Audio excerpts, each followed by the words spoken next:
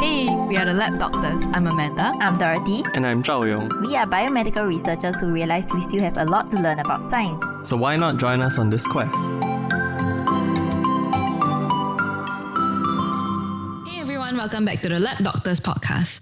So this week we're going to be talking about kombucha. So my first question is, have you tried kombucha or have you heard of kombucha? I've eaten the kombu though. Is it the same? It's like a green seaweed looking fat thing. Yeah. It's kelp, right? Kelp. Kelp. Yeah. I ate it in the chapaghetti ramdon thing. What's that? The parasite noodles. Oh, is it? Yeah, like you mix chapaghetti and something, and then there's one piece of kelp Ooh. that you put in a soup. So it's not that. And actually that was like Oh, the it's next different? point. Like there is a drink in Japan where they steep the kelp. Okay. But this kombucha that we're going to be talking about today is not that. Huh? Oh, That is what? I always thought there was like kelp inside. Yeah. They ferment it or something. I can't remember. Wait, so have you tried kombucha? No. Okay. I don't like any cha. I- Except cha. Bubble tea, sorry. It's okay. I think I've tried it once. Okay, so I've tried it before and generally I like the ones that are not super strong and have flavors that I like. So strawberries, blueberries, because you can infuse it. And the reason I'm talking about this today is because recently my colleague passed my mom some SCOBY and we'll talk about what that is later. And she started making kombucha. So I've been hearing about it a lot. I've been observing the process of making it. I've watched videos and I was like, fine, let's talk about it. Okay, so the one that we're going to be talking about today is a popular fermented tea drink. Okay. So the short version is that you use a culture of bacteria and yeast to ferment sweetened tea. So before we talk about the science, let's talk about the origins and why it's so confusing, why like some people think it's that kelp thing. Okay. So it's honestly the origins of kombucha is kind of iffy. There's this video by a channel called Left-Handed Asian that goes more in depth. I mean, it's kind of a funny video, but it's actually like it has a lot of facts and like the person really went and looked at like historical sources to fact check just saying that this is the history of kombucha. But here are the most cited theories. So the first one dates back to 221 BC in northeast China or Manchuria. So brewers from China and Korea were said to take these bacteria and yeast cultures to ferment sugared tea. And it was praised for its health benefits. So some even called it the tea of immortality. Ooh. But then like I watched that video and actually there's no mention that it's a fermented tea drink or like that it's kombucha. So people are just extrapolating from like historical. They're like assigning meaning. They could be assigning meaning to something that is not it. Okay, but fun fact, World Kombucha Day is actually celebrated because it says that it dates back to 221 BC, right? So World Kombucha Day is actually your birthday. Oh, 21st Feb? Yeah, because of Wait, 221. as in your birthday or anybody's birthday? So you just choose your own birthday. Because she was Sorry, looking sorry. at me. Yeah, just okay. So World Kombucha Day is actually Zhao Yong's birthday, Yay. which is February 21st. Too much information for the listeners. Yeah, okay, so I mean, if you want to send gifts. so in honor of 221. So but there's this other theory that a lot of people kind of think it is also, but that channel disproves it. But basically in 441 BC, a Korean doctor named Dr. Kombu brought this concoction to Japan where he served on the court of Emperor Ingyo. Yeah. But then like apparently the sources there's no like mention that there's this person named Kombu. So who knows? But apparently the drink traveled along trade routes from East Asia to Russia and Ukraine and even Europe, from Germany to Switzerland. And apparently prisoners of war in like World War II were supposedly rumored to drink this thing. Ooh. But no one knows exactly. Okay. So basically I wasted all your time. Yeah, man. Okay, not really lah. But actually I wanted to tell you because it was Zhao Yong's birthday. So Still interesting. Listen, I thought kombucha was something that was relatively recent. yes. Yeah. So based on actual reports of like recorded things that are like legit kombucha, I think it dates to the early 1900s. So Oh. okay, so let's talk about the science behind kombucha. So just now I said SCOBY. Do you know what a SCOBY is? No. It's like Scooby-Dooby-Doo without the second O. Yes. As in like, that's how you spell it. Okay. So SCOBY, SCOBY, Yeah. it's an acronym for symbiotic culture of bacteria and yeast. So SCOBY. But where's the O? So Off. Okay. Yes. So basically it's bacteria and yeast. So the SCOBY is the one that is doing the work. It breaks down the sugar to give the fizziness and flavor that kombucha is known for. Fizziness in a tea. Sparkling I've tea. actually never drank it, so I should have brought some actually. yeah. So there are two main processes that happen, and we'll talk about why it becomes fizzy. So the first is alcoholic fermentation. So the yeast in the SCOBY, so because we have bacteria and yeast, right?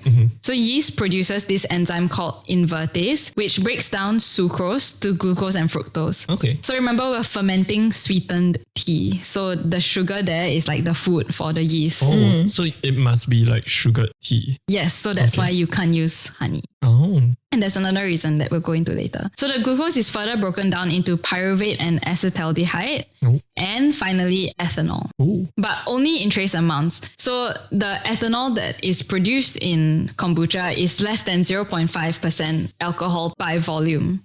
So that's why it's generally considered a non-alcoholic drink. And the yeast here is different from yeast used in beer. So the yeast in SCOBY actually cannot survive in higher alcohol concentrations, so it wouldn't produce too much. And this whole process from breaking down the sucrose to glucose and fructose and then like further until ethanol, it releases carbon dioxide, which is what makes the drink fizzy because it carbonates the drink.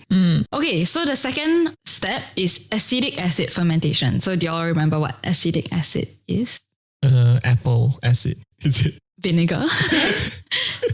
So acetic acid is like kind of the main Okay. thing in vinegar. Okay. So the bacteria in SCOBY, so just now the yeast was breaking down the sugars, right? Okay. So the bacteria in the SCOBY breaks the alcohol down to acetic acid, and that's where it gets its kind of sour taste from. Yeah. Okay, so when you make kombucha, it's all about finding the balance. So if you don't put enough sugar, then there won't be enough food for the SCOBY to produce alcohol or acetic acid. So then you won't really get a good taste because fermentation stops. And if you put too much, you may produce too much alcohol. But remember, you can't produce too much alcohol. So the bacteria will break it down to acetic acid. So it may end up tasting like straight up vinegar. Oh. Yes. Okay lah, you make your own vinegar lah. It's not too bad also. But whether it's safe because you're using like bacteria and yeast and there are risks involved. So there's this video by this channel called Reactions and it's called Will It Kombucha. So they tested a lot of different things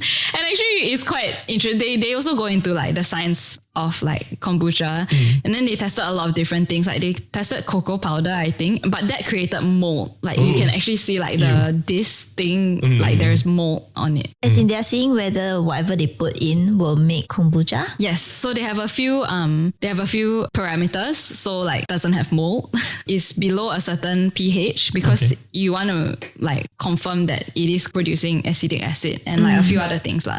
So you can go check that out if you're interested.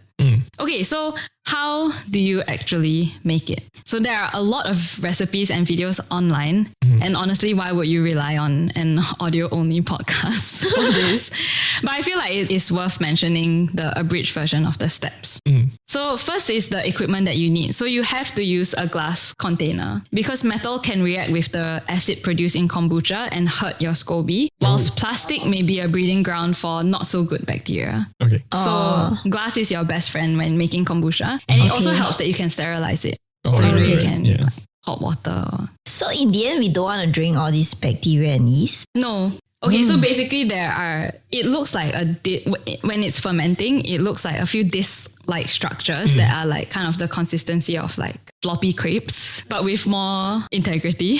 The other thing you'll need is a cheesecloth to cover the glass vessel because we don't want to cap it, but we just want to cover it so that nothing falls in. Like you still need air. Yeah. Yes. Right. Okay. So this is so that you can leave the glass vessel open while it ferments and keep all the nasty things out. Right. Yeah. Okay, so the next thing is the ingredients you'll need. So you need water and sugar, black or green tea, although SCOBY generally grows better in black tea. Okay. And some already made kombucha. It's kind of like yogurt. So who made the first kombucha if they didn't have? So there's a way to make kombucha on your own, but it's not as simple. So usually people just like get it from somewhere else. Okay. And obviously the last thing you need is SCOBY. Okay. So basically all you have to do is boil some water, remove it from the heat and dissolve sugar in it. Then add the tea and allow it to steep until the water cools to room temperature. And then you pour the sweetened tea into a jar and add your SCOBY on top. And some store-bought kombucha. So you can't use honey because you need like actual sugar and you need enough sugar content. And also honey may contain bad bacteria which can grow as you ferment, and that's not what you want. You only want your SCOBY to be the bacteria that grows in your kombucha. Can I use like iced lemon tea as a base? Probably. Oh, Iced lemon tea is black tea. I have no idea. The most normal iced lemon teas would use black tea. Oh, Yeah, so that would taste nice, I hope. in theory, I think yes. Because like there's sugar in it. Yeah. Yeah. Yeah, and that's especially the the most heaven important and thing. earth one. Yeah. Okay, so after it cools to room temperature, you can remove the tea bags and basically you leave it somewhere dark and relatively warm for 10 to 14 days. And that's all there is to it. So whilst it is fermenting, a new SCOBY will form on the top layer. Yeah, So if you saw that disc of things at the top, those are like layers of SCOBY and it will just keep forming. So after the 10 to 14 days, you can reuse the old SCOBY and eventually the old SCOBY will become less effective at fermenting. Okay. So it will float, right? So the new one will form on top. Yeah. Also, this is how people can share their SCOBY because you end up like throwing away because you don't want too much bacteria and yeast in your like proportion of things. Because if not, it wouldn't be effective as well. Okay, so after the fermentation is complete, you just strain the drink to remove the SCOBY and you have kombucha. So you can either store it in the fridge and like drink it within a few days, or you can even do a second fermentation with flavorings like fruits and berries. So if that's the case, you take out the SCOBY, you just strain the tea, and then you leave that at room temperature before putting it in the fridge. So here you have to be careful because like you will leave it covered and it's still fermenting and producing carbon dioxide. So it can bubble over and explode, which is, I feel like the most common kombucha risk when they... Like explode? The second fermentation where they cover it. But explode as in like the glass breaks or... Yeah. Oh. Because it's still producing carbon dioxide. But I thought you strained the SCOBY. Yeah, but then like within your new thing, like apparently it's still like fermenting Residual. a bit. Yeah, so just check it every other day. Make sure there's enough like space at the top. And then you can also consider burping it. But so why can't basically you like just cover it with the Yeah, yeast the cloth? cheesecloth. Cheesecloth. Because apparently it doesn't ferment as well. With the fruits and whatever thing you put inside. Yeah, it won't infuse as well. Oh. I don't know. Okay. Okay. So another cool thing that I was always curious about is why the SCOBYs are generally discs. Yeah. And apparently it's because the culture will grow into the shape of the vessel it is in. So because most people use round jars, the daughter SCOBY will form on the surface of the tea above the old SCOBY, and it will form according to the diameter of the container. Yeah. So I was like, oh, cool. Gross. Kind of gross if you think about it, but just don't think about it.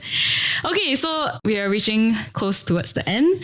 So given its widespread popularity, I was quite surprised to learn that most of the so-called evidence was anecdotal or in a lab setting or animal studies. So I don't know if like you the guys benefit. have heard of any of these benefits Or or like whether you want to guess. Detox. Antioxidant Okay, antioxidants, why? because of tea. Yes. So actually a lot of the Then I just drink the tea lah. Yeah. a lot of the benefits that they listed is like, oh, because of tea, you know, Yeah. like it's antioxidant because of tea. So like, for example, if you use green tea, you may reap all the benefits that are associated with green tea. So Yeah. weight loss, blood sugar management, and it being an antioxidant. So the evidence here is a bit iffy because you're looking at green tea benefits and not kombucha directly. Yep. Okay, but a note on antioxidants. Kombucha is supposedly rich with antioxidants because of the tea, right? So studies in rats have shown that kombucha reduces liver toxicity, but there are no human studies yet. Cool. Okay. So one good thing, or like the one that most people cite, is that it's a potential source for probiotics, which yes. provide healthy bacteria for the gut because you are fermenting it. Yep. So it has been shown to improve digestion, inflammation, or even promote weight loss. Oh. As in like, that's the benefit of probiotics. And supposedly kombucha has probiotic. Yeah. So they are extrapolating again. So there is no current evidence about kombucha's probiotic benefit to date. Okay, so with acetic acid, apparently it's good for its antimicrobial properties. Right. And kombucha has been shown to have strong antimicrobial properties in an experimental setting. The next two are in rat studies. So kombucha was shown to improve bad cholesterol and good cholesterol levels, so that like balance, and thus Wait, so it balances cholesterol levels? Yeah. Okay. so reduces bad and Increases. increases okay. good. Yeah. Just now you said improve back cholesterol. Yeah, sorry. I don't know what I was writing last time. And so it suggests that it will lower heart disease risk in rats because of this control of cholesterol levels. Right. And kombucha has also been shown to reduce blood sugar levels and improve liver and kidney function. Okay. In vitro studies, meaning like in the lab, The cells. like the Cell. cells, showed that kombucha prevented the growth and spread of cancer cells, and it was attributed to the polyphenols and antioxidants found in tea. Oh. And this hasn't been confirmed in humans. So basically the good thing about kombucha is that like you're using tea Yes. and you are fermenting it a bit, but like all this is not proven just yet. Yeah. Okay, so however, as with everything, there are certain unwanted side effects. What? Some kombucha brews may actually be more calorie dense than we realize Oh. because it's not very sweet, but there is sugar in it. So if you're not careful, you may end up gaining weight or unknowingly increase your consumption of sugar. So another thing that you may be over consuming is caffeine. So it's similar to like how cold brew tea doesn't taste as strong, but there is still caffeine in it. Right. So here, remember that kombucha is made from tea. So if you just drink it freely, you may end up drinking more than your daily recommended intake. Okay. So it may also cause bloating or digestive issues. So some people are not used to the carbonation and the compounds that kombucha contains. So it kind of like messes with their tummy. Okay. And finally, kombucha may be dangerous for certain people, especially those with compromised immune systems. Oh. This is because it contains a mixture of bacteria and yeast. And Yeah. especially if you brew it at home, you don't really control it. Okay. Like, you What know, if it's like, everywhere in your house? I think more like the practices, you know, like maybe you didn't sterilize your jar Yeah. properly. Maybe your Yeah. SCOBY is like not kept properly and everything. You didn't wash your hands before handling it. So this could introduce a lot of bacteria and yeast that are not part of the SCOBY. Okay. So it may promote the growth of opportunistic bacteria leading to infections. Okay. So people with cancer, HIV, or kidney diseases are warned against drinking kombucha. And it's also not recommended for pregnant and breastfeeding women. So, whilst kombucha has its benefits, you should be cognizant of how much you are consuming per day and the actual constituents of your choice of kombucha, because you can actually buy it outside. So I guess that would like you would assume that they are taking the regulation, the Yeah. health regulations more seriously. Yeah. Yeah, I would just buy it outside. It sounds so Yeah. tedious.